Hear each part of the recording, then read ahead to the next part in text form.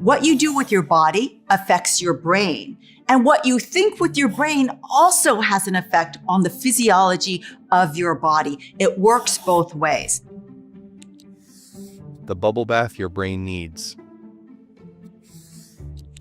Every single time you move your body, including when you're running, you are giving your brain what I like to call a wonderful bubble bath of neurochemicals. Those neurochemicals include dopamine, serotonin, noradrenaline, endorphins. And that cocktail of neurochemicals is what is giving the runners their runner's high. We know that endorphins play a really big part of that.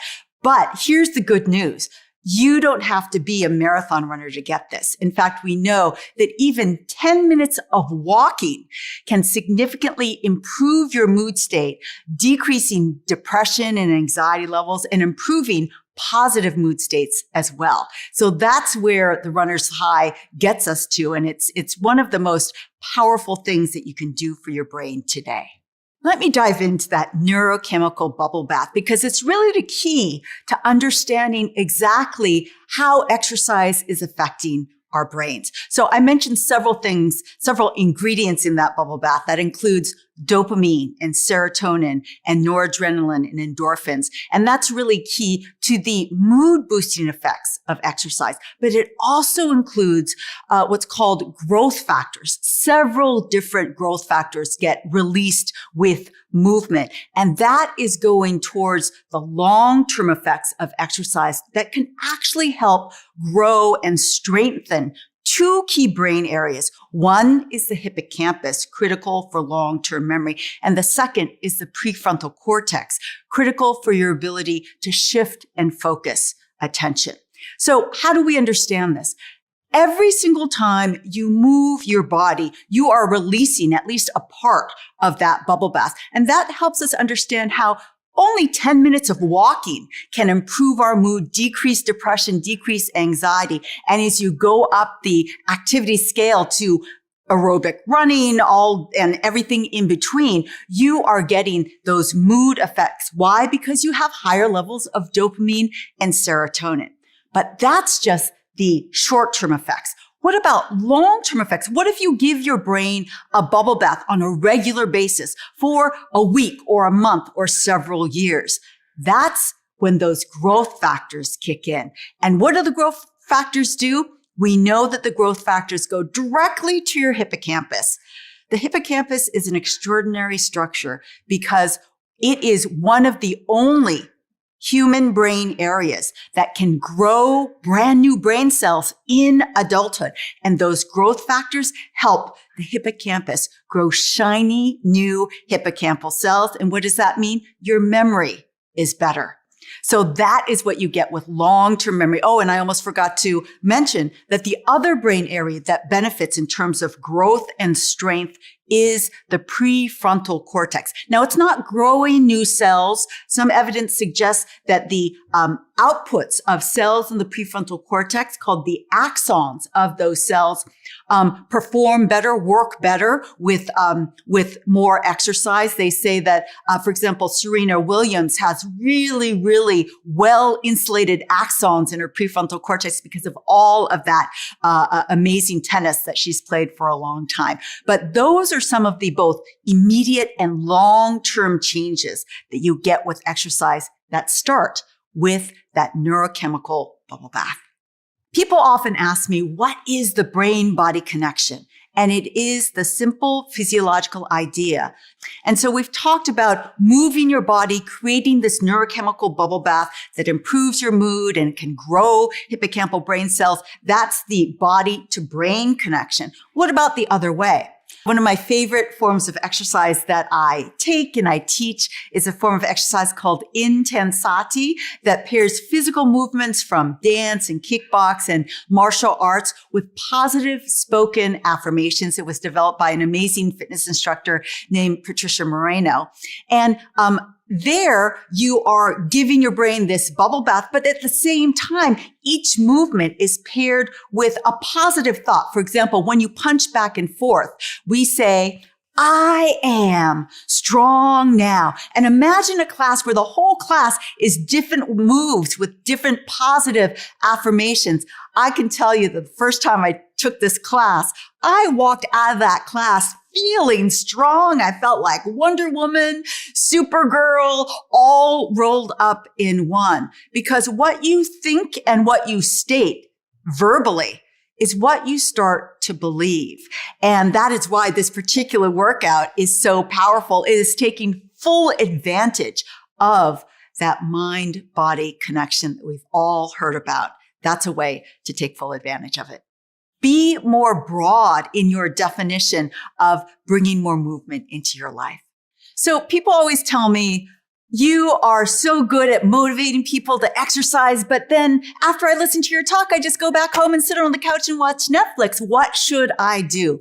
Motivation is a key. And here's what I found in my own life as I transitioned from that unbalanced, unhappy, pre-tenure faculty member that I was to a much more active faculty member. I started small. And I started with things that I already enjoyed, which for me was dance. I remember when I joined the gym, I decided I wanted to be more active. And like many people, I joined the gym and I went to a hip hop dance class. Okay, I love dance. I'm a terrible hip hop dancer. And I remember coming out of that class saying, oh God, that was embarrassing, but still fun. I enjoyed doing it. So my motivational tip for everybody is start small and start with things you already know you like. If you hate running, don't run. You don't have to run. Or start practically. One of the things I did over the pandemic is I turned my weekly cleaning session into an exercise session. Have you ever seen that movie, Mrs. Doubtfire? Have you ever tried to do that choreography that Robin Williams did with the vacuum cleaner? It is hard. It is a great aerobic workout. And if you bring that play and that joy to even scrubbing the bathtub, it makes it more fun. It makes it more enjoyable and more aerobic. The other question everybody asks me at the end of my talks is, that sounds great. I want a neurochemical bubble bath. But I really want you to tell me what is the least amount of movement that I have to do to get that neurochemical bubble bath. And here is the answer based on actual scientific studies. And that is, we know that as little as 10 minutes of walking can improve your mood. That is getting that bubble bath with the dopamine, serotonin, endorphins going. Anybody can do that. You don't even have to change into your spandex. Go for a walk. You don't have to change your shoes. Everybody can do that wherever you live in this world, in this country. And so that is the minimum. But I love this. Start small, everybody can walk, and then just add on. Can you walk a little bit more? Can you park a little bit farther away? Can you do another round of shopping with the big cart in Costco? That's a great way to get exercise as well. For example, make it fun, practical. Oh, include your friends as well. That I went to hip hop. I didn't go to hip hop dance class. I went to dance class and found friends that I went to dance class with that made it even more enjoyable, even more motivating.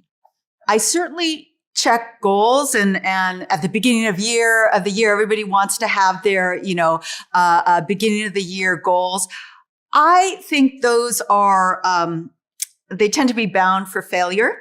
And I instead of at the beginning of the year, put all this pressure, I like to set smaller goals for myself, doable goals that make me excited to try them. That is the key. And sometimes it takes a little bit of thought, maybe it's not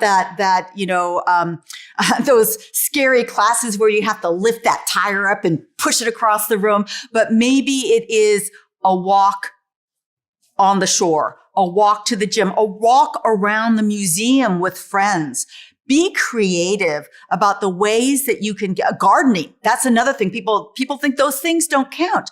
They all count. Moving your body, especially outside, all of that counts. Everybody wonders about what is the best time to work out. And my first answer to that question is always, anytime you could fit it in, fit it in. Don't let I'm doing it at this time and, it's not the best time, so I'm not going to do it. Let go of that.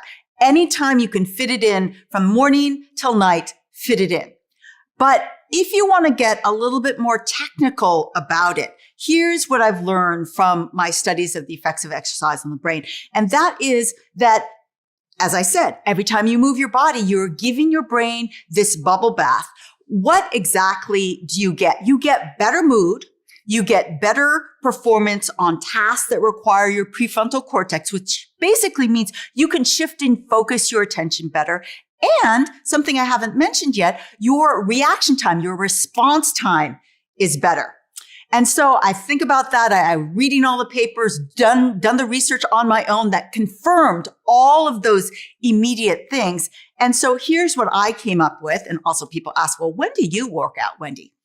I work out first thing in the morning for several reasons. One is that it's harder to have other things get in the way of that. So it's interrupted less. And two, I love the idea that after I work out first thing in the morning, I have this brain that is happier, that can focus attention better, and that responds quicker. That's the brain that I want to bring into my workplace first thing in the morning. And I did notice, so full disclosure, when I did this experiment, I was totally enjoying my after work workout sessions. So I would reward myself, as many people do, go to the gym after work, and I loved it. But as I got into the research and I switched my research from memory to the effects of exercise on the brain, I thought, let me give this a try. And I'm not going to lie, it was painful to switch to first thing in the morning exercise. I was sleepy. I couldn't follow the classes because I was half asleep in class. And it was 2 weeks of pain before I got used to the new schedule. And then once I got used to it, I found that I could focus attention even longer in my day. For my whole life, I've always worked best first thing in the morning. I'm a morning person. And so that morning good work time got longer when I started and got used to that early morning workout. And you might say, well, I'm not a morning person, Wendy. I totally get it. Try it. I love to advocate for personal experimentation. You know the science now that you're giving your brain a bubble bath. It's going to make your focus work better. It's going to improve your mood. When are you going to apply it in your life for how your life works? That's how I applied it to mine. And I like to work out in the morning. You apply it to yours and let me know how it works out. So many of us use caffeine. I'm not a coffee drinker, but I'm a regular tea drinker. And I think that to switch your exercise regimen goes beyond just the use of coffee or trying to use it, to get yourself up. It's really shifting your circadian clock, getting your body used to movement first thing in the morning. That's what was so painful for those first 2 weeks that I tried it. So it really is being disciplined. If you want to wake up earlier, you need to go to sleep earlier. And that is the hard part. There's always one more Netflix episode to watch. And you think, oh, it won't do any harm, but it will. And so it's shifting that circadian clock and really sticking to it. I think, you can use caffeine as a crutch, but I think the sleep change and the the timing change in your life and kind of getting a handle on that. And what works well for you is the most important formula. There's a lot of data on the idea that late night workouts, they could benefit your body and you're still getting that neurochemical bubble bath, but endorphins are not the best thing to help you fall asleep. And so, you need time to cool down before you go to sleep. I experienced this myself. I never am able to go to sleep after I give an evening lecture. The later, the worse it is for me. I need several hours to come back down. And even though I usually go to bed at around 9:30, if I'm giving a talk at 6 or 7, it takes me several hours to calm down and get into that restful state. And that is just, energy levels. That is your fight or flight response coming online, increasing that adrenaline in your body and even that cortisol. And you can't go to sleep with that level of that kind of neurochemical and hormone in your system. It simply takes more time to go to sleep. This is another situation where that personal experiment on yourself is notable. Journal about what works for you.